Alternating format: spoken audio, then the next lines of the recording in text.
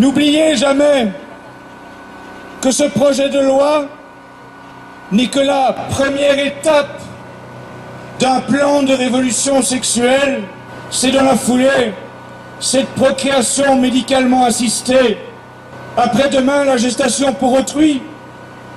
Même si M. Hollande cherche à nous duper en prétendant qu'il n'en est pas question, rappelez-vous que l'un de ses principaux financiers, M. Pierre Berger, l'infâme patron du magazine Têtu et la société Yves Saint-Laurent, avait osé, avec un culot inouï, déclarer aux médias qu'il ne voyait pas de différence entre louer le ventre d'une femme et les bras d'un ouvrier. Voilà ceux qui financent le Parti Socialiste et qui en réalité le dirigent. Demain, ils préparent la criminalisation de ce qu'ils appellent l'homophobie, mais également la criminalisation de toute contestation du bien fondé de la théorie du gender. Vous auriez le droit de vous considérer femme les jours pères et homme les jours impairs, et c'est cela qu'ils veulent enseigner à nos enfants.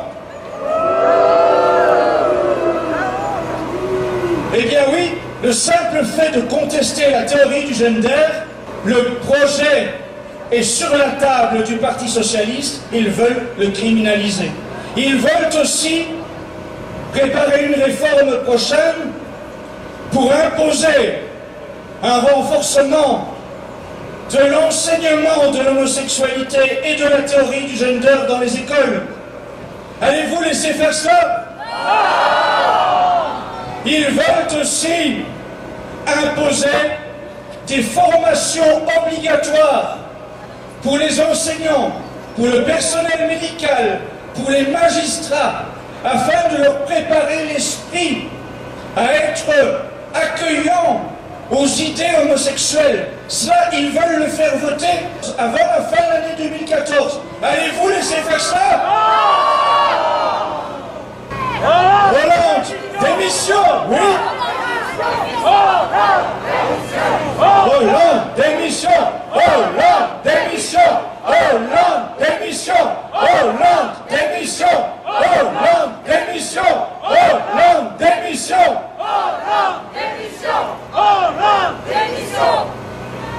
Ce qui nous prépare, c'est une défiguration de la famille. C'est un renversement de la société. C'est la subversion.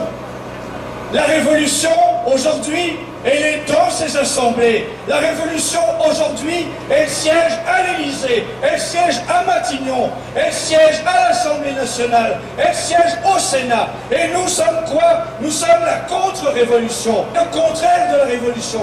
Nous sommes la contre-révolution qui doit mener un combat sans faille, un combat déterminé contre ce projet révolutionnaire et contre tous ces révolutionnaires qui occupent l'ensemble des institutions. Nous devons mener un combat sans faille, un combat dont la détermination ne doit montrer aucune peur face à ce régime. Nous allons, une fois de plus, prier. Oui, prier parce que nous sommes des catholiques, parce que nous considérons que nous devons puiser dans la foi, puiser dans la prière, la force nécessaire pour nous battre. Mais il s'agit bien de cela. Il s'agit de nous battre. Il s'agit de nous préparer à un combat sans faille. Un combat dont la détermination ne doit connaître aucune limite. Nous allons rester devant ce Sénat jour après jour jusqu'au 12 avril.